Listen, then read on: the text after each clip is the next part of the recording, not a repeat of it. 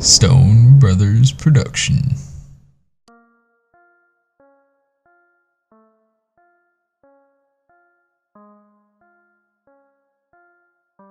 Hello, welcome back to a new series. I'm starting a bank robbing series talking about bank robbers for a few episodes. I'm going to be switching series with this one and the serial killer series so there's more variety. The first episode today will be about 3 bank heist shootouts. My twin brother will be talking about the first shootout, so let's get right into this. Number 3, 1997 North Hollywood bank heist shootout. Larry Phillips Jr. and Emil Montesereno were the suspects in the shootout on February 28, 1997. They robbed the North Hollywood Bank of America at 9:17 a.m., and they were confronted by LAPD officers when they exited the bank. A shootout happened between the officers and the robbers. They attempted to flee with Montesereno getting away in their getaway vehicle and Phillips on foot. The shootout continued to a residential street next to the bank until Phillips was fatally wounded by a shot. Phillips committed suicide with a gunshot soon after. Montesereno got into a shootout 3 blocks away for 2 minutes with SWAT. His legs were shot at by the SWAT team, which were exposed under the vehicle he was hiding behind until he surrendered from pain. He bled out soon after, waiting for the paramedics to arrive. Later, police found out that they are believed to have committed 2 to 3 other bank heists previously using the same technique by taking control of the bank. They would fire illegally modified automatic weapons chambered to intimidate and go past bulletproof security doors. They were possible suspects with 2 armored vehicle robberies before the incident took place. Both police and suspects fired around 1,100 to 2,000 rounds estimate at the crime scene, while about 650 rounds were fired by the police. The shootout lasted about 44 minutes until both suspects were confirmed dead. Number 2, 1988 Denver shootout. Philip Hutchinson was a suspect being a career criminal and escaped from a Texas prison. After he escaped prison after a little while on February 9, 1988, he got a handgun and went inside a Rio Grande credit union office in Colorado. Once he entered, he robbed the teller at gunpoint.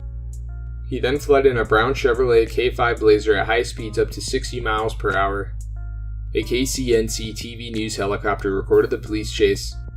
Hutchinson drove recklessly, driving other vehicles and police off the road. He headed heading directly towards an unmarked police cruiser. The 2 detectives inside the vehicle attempted to escape the vehicle. Unfortunately, one of the detectives, being Bob Wallace, was hit by Hutchinson while attempting to cross the street. Wallace's body went flying and he was killed instantly. Hutchinson continued to drive and he escaped from police momentarily. Soon after, he crashed his Blazer into a tree when he lost control of the vehicle. Hutchinson fled with the money and handgun soon after. Then he attempted to hijack a lady with a baby in their blue car. Fortunately, she drove away in time and Hutchinson shot into the car, but the mother and daughter wasn't shot. He then ran to a nearby house and encountered a 73-year-old John Lorienti. He took him hostage at gunpoint and forced him to drive in his pickup truck. He threatened to not alert authorities, but by this point, news helicopter pilot Mike Silva and cameraman Jim Stair knew of Hutchinson's location. Lorientini was driving by a police car while Hutchinson ducked down in the passenger seat and they were unaware he was in the vehicle. Silva landed his helicopter in front of the truck to prevent him from moving and he ordered Lorientini to ram him, but he hesitated. Hutchinson took action and fired his gun through the front windshield at the helicopter. Police officers surrounded him after being alerted. Hutchinson was rammed by one of the police cruisers to prevent him from firing off any more rounds and the helicopter flew away safely. Stair exited the helicopter to film the officers on foot surrounding Hutchinson.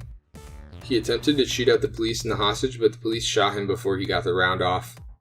He died from his gunshot wounds and Lorientini was unharmed.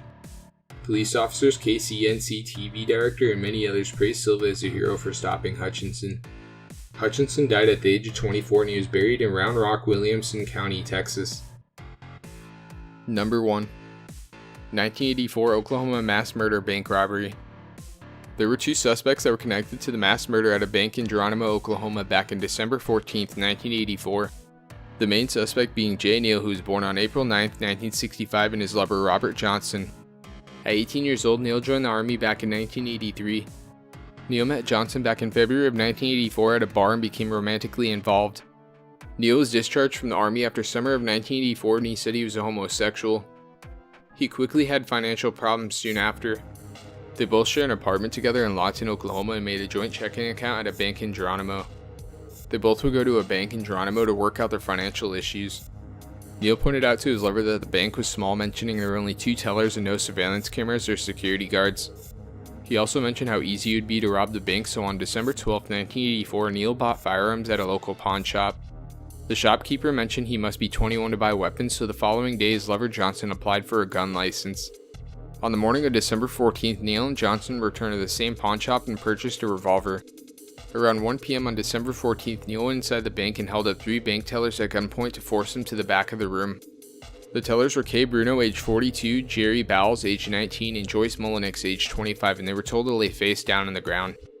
After they got to the ground, Neil decided to stab all 3 tellers to death a total of 75 times.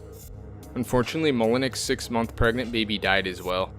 While Neil was trying to decapitate one of the tellers, 3 customers entered the bank and they were taken to the back room and shot in the head. Unfortunately, Ralph Zeller, age 33, died from his wounds, being his 4th and final victim. Belen Robles and her husband Reuben Robles would recover from their head wounds. Neil attempted to shoot Robles' 14-month little girl Marie, but he ran out of ammunition. Neil and Johnson were arrested on December 17th in San Francisco, California. They had about $3,700 in cash when arrested in their hotel room. They had spent a lot of their money on hotel rooms, limousine rides, and shopping sprees. Johnson received 4 life sentences without the possibility of parole, even though he was at home waiting for him during the robbery. Fortunately for the authorities, he got the sentence because a Marilyn Roach said she heard 2 voices of men inside the bank. Neil was sentenced to death in 1985 and years later a second death sentence in 1992 for the brutal murders. He was executed on October 7, 2002 by lethal injection. Neil mentioned for his final words to apologize for the families of the victims for the things he did and hope you find some comfort in that. I hope you enjoyed the video. The next serial killer series episode will be out next week. I've been busy with work and on vacation. I'm sorry for the lack of videos. Please like, share, and subscribe, and the next serial killer episode will be up next weekend, so stay tuned for that, and I'll see you next time.